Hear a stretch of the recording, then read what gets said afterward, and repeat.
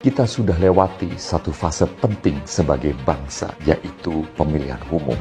Hasilnya, rakyat sudah berbicara lewat suara hati mereka. Sekarang, nggak penting lagi siapa yang menang atau kalah. Yang penting, kita semua sudah memilih, dan itulah esensi dari demokrasi. Kepada Pak Prabowo dan Mas Gibran, selamat ya. Kita semua menunggu Bapak untuk melanjutkan dan bahkan meningkatkan program-program yang sudah dijalankan Pak Jokowi, seperti hilirisasi IKN, termasuk 17 program prioritas menuju Indonesia Emas 2045-nya. Dan buat kita semua, ayo kita jaga kedamaian, tidak perlu ada ledekan, gak perlu ada rusuh, kita terima dan hormati hasilnya. Ini bukan hanya tentang mereka yang menang, tapi tentang kita, Indonesia yang harus maju. Mengenai kecurangan, caleg itu ada saksi di TPS, partai ada saksi di TPS, capres, cawapres, kandidat ada saksi di TPS ada Bawaslu, aparat juga ada di sana, terbuka untuk diambil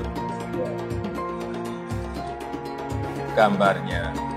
Saya kira pengawasan yang berlapis-lapis seperti ini akan menghilangkan adanya kecurangan. Tapi kalau memang ada betul, ada mekanisme untuk ke Bawaslu, mekanisme nanti persidangan di MK sudah diatur semuanya. Jadi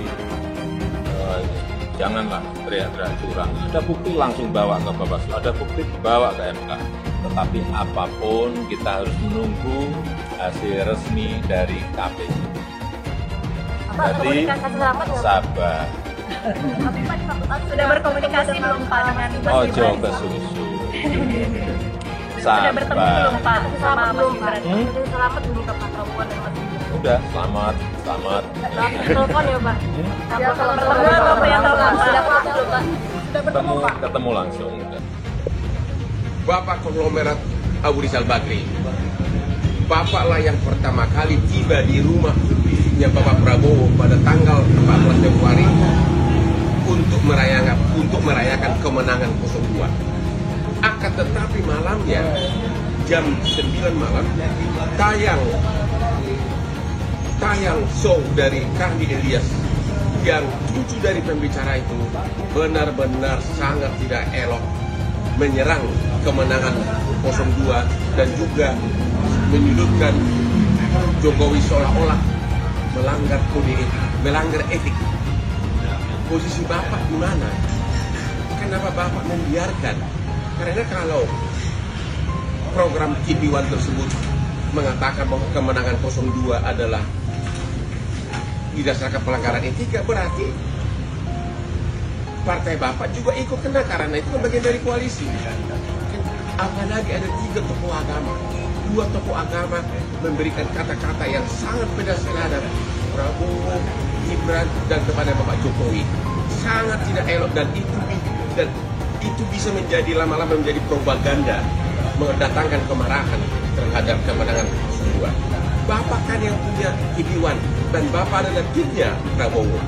Harisma Jokowi diserang begitu banyak, tapi dia menang. Karena apa? Jokowi itu punya harisma. Apa harisma? Yaitu prestasi masa lalu. Bukan hanya kritik-kritik. Itulah namanya harisma. Selama Anda hanya mengkritik karena pansos, Anda tidak akan punya harisma. Oke? Saudara-saudara sekalian, bapak-bapak, ibu-ibu, adik-adik, emak-emak, anak-anakku yang kucintai dan kusayangi, saudara-saudara sekalian, saya bersama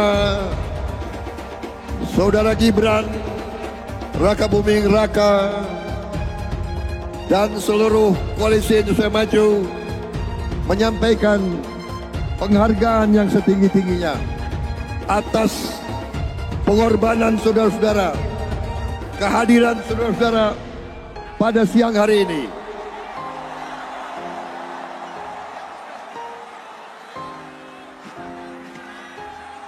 Saya juga mohon maaf kepada rakyat Jakarta yang telah mengalami kemacetan karena yang hadir lebih yang kita perkirakan.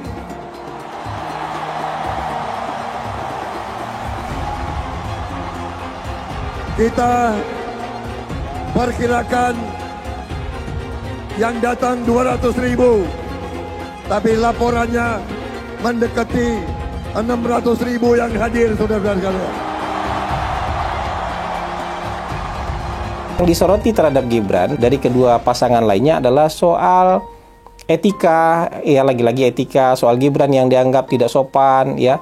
Jadi orang-orang ini lupa apa yang sudah mereka katakan, apa yang mereka sudah lakukan pada debat sebelumnya. Mas Anies nggak layak bicara soal Mas Gibran tidak punya adab, tidak punya etika ketika debat kemarin, karena Mas Anies juga melakukan hal yang kira-kira jauh lebih parah daripada itu. Kenapa kalian marah-marah terhadap apa yang dilakukan oleh Gibran kemarin? Gibran hadir memberikan kaca sama kalian. Anak sekecil itu berkelahi dengan Mahfud. Yang dulu-dulu Pak Prabowo diajar 2 orang, tidak ada yang ngomong etika. Sekarang yang tua baper sama anak kecil. Cie.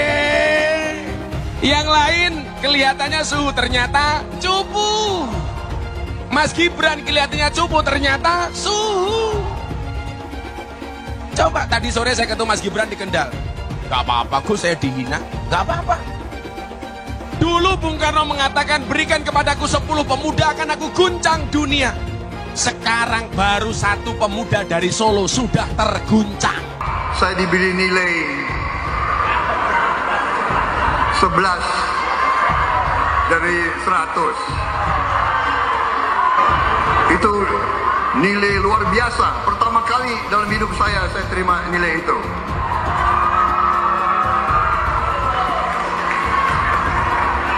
Dari orang yang saya beri kebaikan.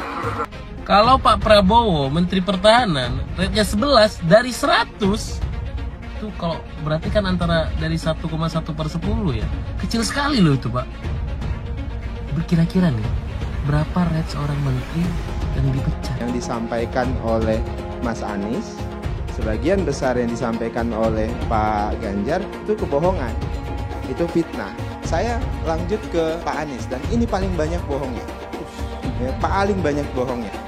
Ini bengis sekali nih pernyataan, bengis dan jahat, hanya untuk tujuan menjatuhkan Pak Prabowo, kemudian menggunakan data palsu dan bohong. Dan publik itu sudah mendengarkan pernyataan bohong itu. Dan sebagian publik itu sudah mengkonsumsi pernyataan bohong itu. Dan itu berbahaya. Itu pernyataan bohong yang luar biasa. Kinerja Kementerian Pertahanan. Pertanyaannya sekarang terkait dengan pertahanan, berapa skor yang Bapak berikan atas kinerja Kementerian Pertahanan yang dipimpin oleh Bapak Prabowo? Silakan Pak Ganjar. 5 juga. Skornya justru di bawah 5, Mas Ganjar. Kalau 5 itu ketinggian, Pak Ganjar. Terima kasih, Pak Ganjar. Anies gak usah takut. Disebut aja angkanya berapa gitu loh. Kayak saya gitu loh. Jangan di bawah 5, sebut aja berapa. 11, Mas. Dari 100. Sesudah keputusan MK. Dan kemudian di MK dibentuk MK-MK. Yang hasilnya mengatakan bahwa terjadi pelanggaran etika berat yang menyebabkan keputusan yang dibuat oleh MK secara etika bermasalah. Sesudah Bapak mendengar bahwa ternyata pencalonan persyaratannya bermasalah secara etika, pertanyaan saya, apa perasaan Bapak ketika mendengar bahwa ada pelanggaran etika di situ? Bagaimana perasaan Mas Prabowo? Soal etik. Enggak semua etik. Oposisi itu penting dan sama-sama terhormat. Sayangnya tidak semua orang tahan untuk berada menjadi oposisi. Oke? Seperti sampaikan Pak Prabowo tidak tahan untuk menjadi oposisi. Apa yang terjadi? Beliau sendiri menyampaikan bahwa tidak berada dalam kekuasaan membuat tidak bisa berusaha. Karena itu harus berada dalam kekuasaan. Saya mensyukuri kenapa kalah, kenapa ditahan. Saya bersyukur atas itu semua. Saya coba bayangkan ya, kalau seandainya waktu itu kita menang gitu ya, hari ini belum tentu kita bisa nikmati seperti ini. Kita bersyukur 5 tahun Tuhan izinkan kasih ke orang yang pintar ngomong untuk kerja. Coba kalau kita bayangkan gitu ya, kalau kemarin saya masih jadi gubernur, ini saya udah turun ini. Tapi yang pintar ngomong itu dikira orang hebat kan? Ini lebih berbahaya tahun 2024. Langsung ketahuan karakternya. Langsung ketahuan itu. Di saya juga ada kutipan Pak di kamar saya Pak. Tulisannya, Jakarta telah mengambil keputusan yang fatal. Jangan hanya konsentrasi pada pembangunan benda-benda mati yang indah difoto dan bisa ditunjukkan dalam 5 tahun hasilnya. Kalau kita mau menilai sebuah janji, maka lihat janjinya atau lihat kenyataannya. Dulu janjinya apa ya? Dan ini aneh, betul-betul aneh. Ini bukan kampanye, tapi saya sampaikan sini. Di satu sisi menyiapkan jalur-jalur air untuk dikirim ke laut, di sisi lain di lautnya dipasang dengan pulau reklamasi, tinggal tunggu waktu jadi rob, air balik. Dan ini melawan sunatullah. Kenapa? Air itu turun dari langit ke bumi, bukan ke laut. Harusnya dimasukkan ke dalam bumi, masukkan tanah. Di seluruh dunia air jatuh itu dimasukkan ke tanah. Bukan dialirkan pakai gorong-gorong raksasa ke laut. Jakarta telah mengambil keputusan yang fatal. Bukan banjir, itu memang parkir air. Bukan banjir, itu memang parkir air. Masyarakat berkeliling dengan membawa toa untuk memberitahu semuanya, termasuk sirine. Kaibon 82 miliar. Apa alat transportasi yang dimiliki oleh hampir setiap orang? Alat transportasi yang dimiliki semua orang adalah kaki.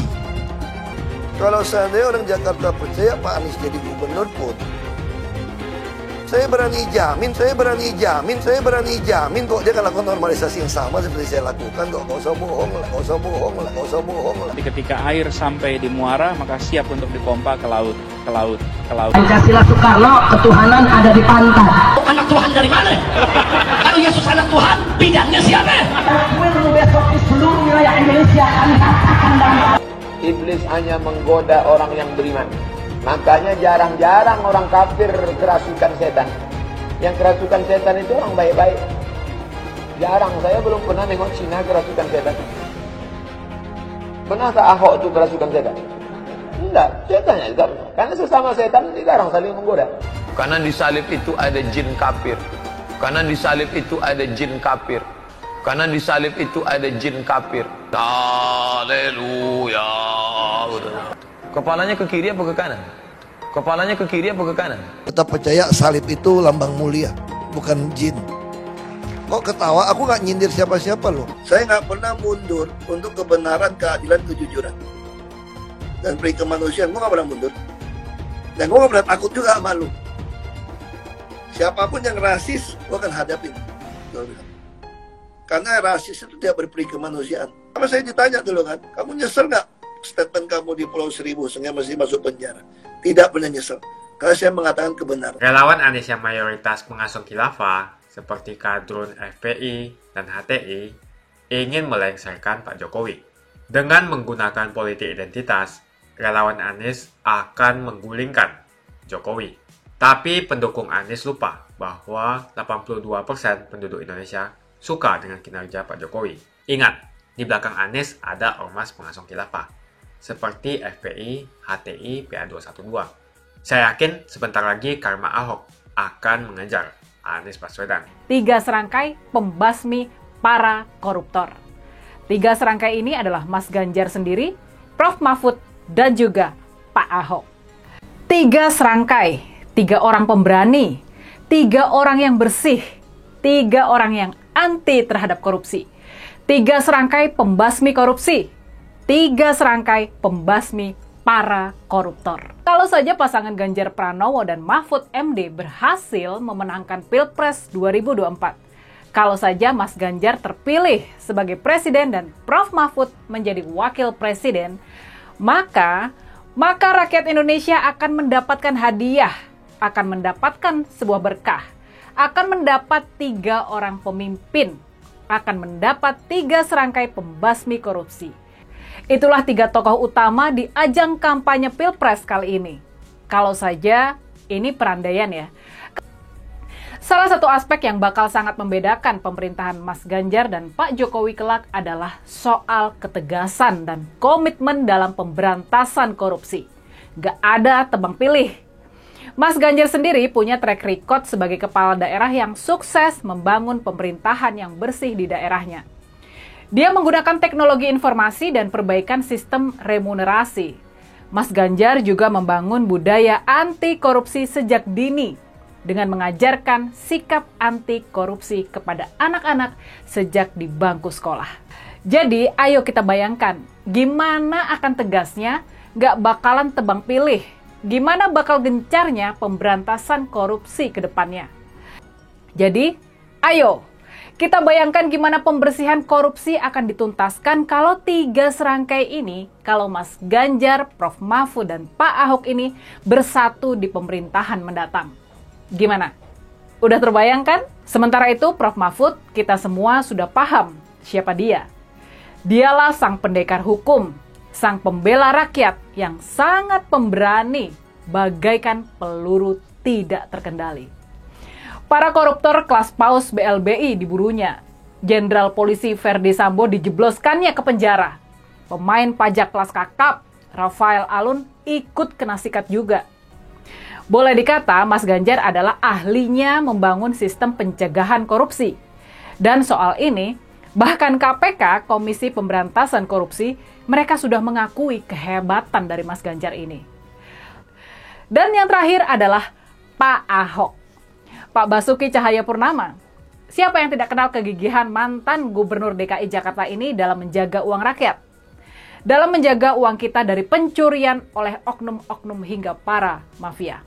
Cerita bagaimana Mas Ganjar membenahi birokrasi, menghapus pungli di sekolah-sekolah, memberantas pungli jembatan timbang. Itu semua sudah pernah kita dengar kisah suksesnya, dan ini menjadi catatan penting soal kemampuan Mas Ganjar dalam membasmi korupsi. Dan yang juga penting nih, Mas Ganjar bersama-sama dengan Pak Ahok, mereka pernah menjadi wakil rakyat. 2 wakil rakyat yang bekerja dalam kurun waktu yang sama. Yang bekerja di komisi yang sama, yang sama-sama di tengah-tengah pusaran badai mega korupsi EKTP. Sejak sama-sama bertugas di DPR RI, Mas Ganjar dan Pak Ahok sudah menunjukkan sikap anti korupsi. Ini boleh dikata merupakan sikap yang masih jarang di kalangan politisi kita. Jadi gimana? Sekarang sudah yakin kalau 3 serangkai, kalau 3 pendekar kita, kalau Mas Ganjar, Prof. Mahfud, dan Pak Ahok sebagai satu kesatuan, mereka bakal sanggup membersihkan bumi pertiwi dari korupsi, kolusi, dan nepotisme? Ini hebatnya Mas Ganjar dan Pak Ahok. Hebatnya mereka ini berdua, Mas Ganjar dan Pak Ahok, walaupun waktu itu mereka berdua bertugas di Komisi DPR RI yang menangani program EKTP, ada dalam pusaran godaan yang sangat kuat. Mereka ini sama-sama tidak terlibat dalam skandal mega korupsi ini. Mereka ini sama-sama adalah wakil rakyat yang nggak bisa disuap, nggak bisa disogok, nggak bisa diajak kompromi, nggak bisa diajak kong kali kong. Nantinya nih ya, nantinya semua praktek KKN itu, semua praktek korupsi, kolusi, dan nepotisme, semuanya bakalan dibabat habis oleh Mas Ganjar dan Prof. Mahfud, bersama-sama dengan Pak Ahok pastinya. Ya, sudah pasti yang paling ketar-ketir adalah para koruptor dan para oligarki kapitalis. Yang pasti ketar-ketir adalah mereka yang selama ini hobinya memperkaya diri, keluarga, dan kelompoknya dengan cara merampok uang rakyat. Yang paling ketar-ketir adalah mereka yang selama ini hobi membuat peraturan yang hanya menguntungkan segelintir kecil oligarki saja. Kenapa kita yakin mereka akan sanggup melakukan itu semua? Sebabnya sederhana saja. Mas Ganjar, Prof. Mahfud, dan Pak Ahok ini punya track record Mereka punya rekam jejak sebagai tokoh-tokoh bangsa yang sudah berbuat dalam mencegah, melawan, dan membasmi korupsi, kolusi, dan nepotisme. Marilah kita bersikap jujur. Di antara 3 pasangan calon di Pilpres 2024 ini, hanya pasangan Ganjar Mahfud lah yang punya rekam jejak yang bagus dalam memberantas korupsi. Benar gak? Makanya, pilih Ganjar Mahfud. Kalau memilih Ganjar Mahfud, kita bakalan bonus Pak Ahok. Semakin dekat Pilpres, relawan Anies semakin beringas dan Anies semakin galau. Dengan menggunakan politik identitas, relawan Anies akan menggulingkan Jokowi.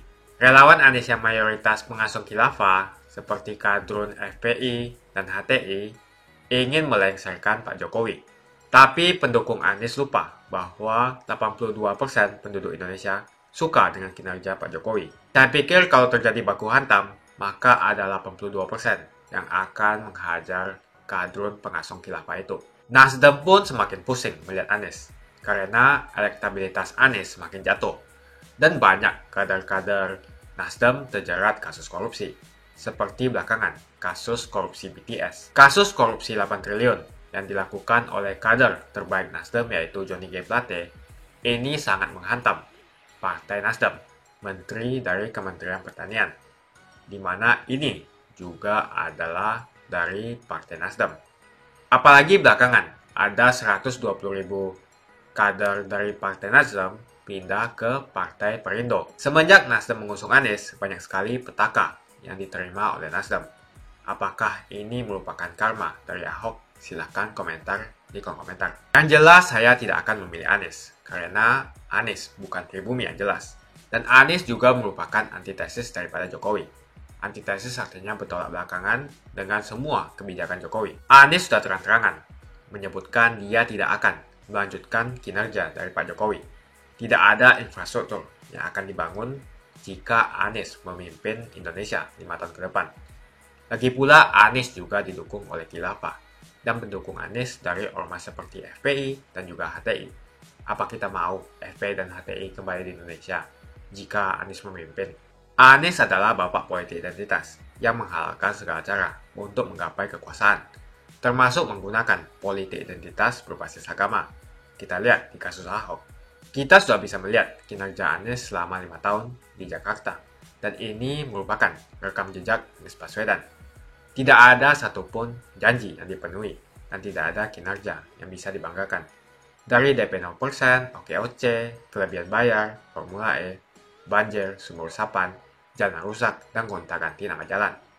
Jadi saya rasa tagline perubahan yang diusung Anies adalah tagline merubah kata korupsi menjadi kelebihan bayar, supaya semua koruptor tidak dijerat oleh pasal korupsi. Karena mereka semua hanya melakukan kelebihan bayar. Jadi perkataan Ahok sudah terbukti, dan Jakarta sudah menjadi korban. Jangan biarkan Indonesia menjadi korban kibulan Anies Baswedan. Suara minoritas jangan lagi merasa takut untuk memilih pemimpin yang membela hak minoritas. Karena Anies jelas hanya memanfaatkan suara minoritas untuk mendapatkan suara. Ingat, di belakang Anies ada ormas pengusung khilafah, seperti FPI, HTI, PA212. Saya yakin sebentar lagi karma Ahok akan mengejar Anies Baswedan. Begitu saja opini saya hari ini. Tuliskan opini kalian tentang Anies Baswedan di kolom komentar. Dan juga tuliskan pendapat kalian tentang people power oleh relawan Anies untuk melengsarkan Pak Jokowi. Tuliskan pendapat kalian. Jika kalian siap untuk melawan people power yang digaungkan oleh relawan Anies, ayo tuliskan lawan people power di kolom komentar. Pastikan Anda semua like video ini dan bagikan video ini ke teman dan family Anda supaya mereka semua mengetahui tentang informasi ini. Tekan tombol subscribe dan bunyikan lonceng notifikasi supaya kamu tidak ketinggalan